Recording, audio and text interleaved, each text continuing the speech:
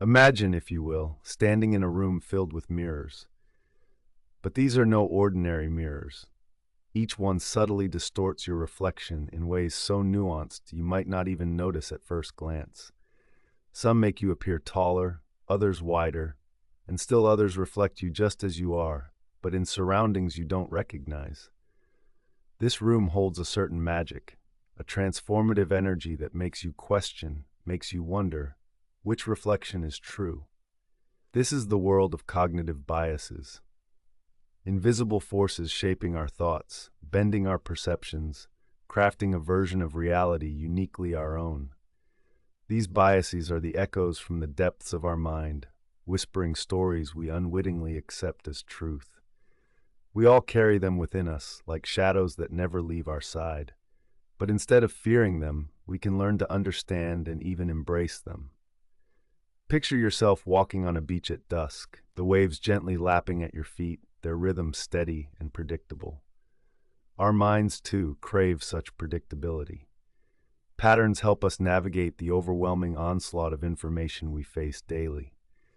Yet these patterns can also mislead. Consider the halo effect, a cognitive bias that casts a wide net. When we see someone who's exceptionally skilled in one area, we tend to assume they're competent in others. It's like seeing a single star in the night sky and believing it illuminates the entire universe. Now, let your mind wander to a bustling city street, alive with the scent of fresh rain on hot asphalt, the hum of traffic weaving a symphony of movement. Here, in the chaos, we often find ourselves relying on shortcuts, mental heuristics that save us time and energy. But these shortcuts are not without their pitfalls. The anchoring bias, for instance, is like the heavy perfume of a flower filling the air, so overpowering it clouds your senses.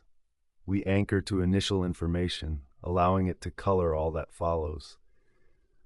But what if we could step back like a painter appraising their work from a distance, gaining a new perspective on the canvas of our thoughts? Realizing that these biases are the mind's way of coping, not a flaw, is empowering. It's like learning to dance with the whispers instead of being led by them.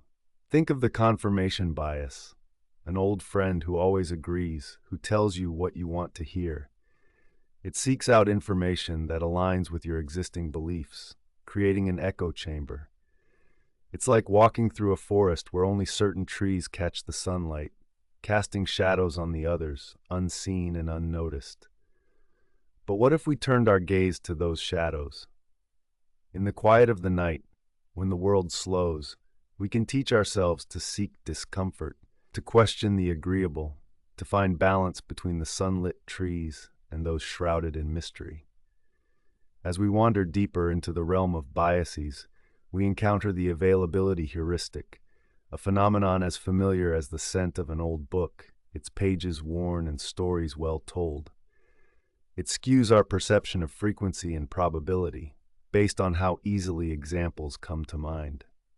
If everyone you meet talks about the latest book, you might assume everyone is reading it.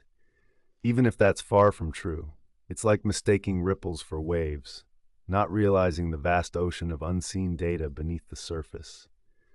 So, how do we navigate this intricate labyrinth of biases? We begin with awareness, like the first light of dawn peeling back the layers of night. To understand our biases is to shine a light on them, to acknowledge they exist not as barriers but guides. They point us toward curiosity, urging us to ask why we think the way we do. This journey requires a gentle resilience, a willingness to be both the teacher and the student of our own minds. Picture now a tapestry being woven by skilled hands. Each thread represents a bias, a belief, an experience. Together, they form the fabric of our understanding, vibrant and complex. By examining these threads, we find that biases can also be sources of insight and growth. They are opportunities to learn, to expand our horizons beyond the familiar.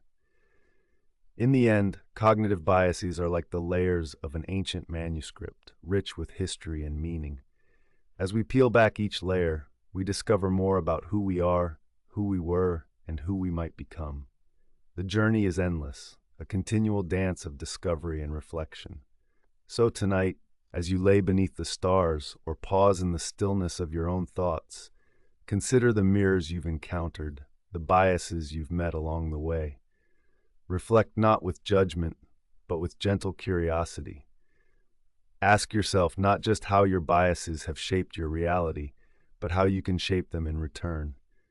For in understanding, we find the power to change, to grow, and to live more fully in harmony with the diverse tapestry of our thoughts. Herein lies the true echo, the whisper of potential and the soft hum of self-discovery.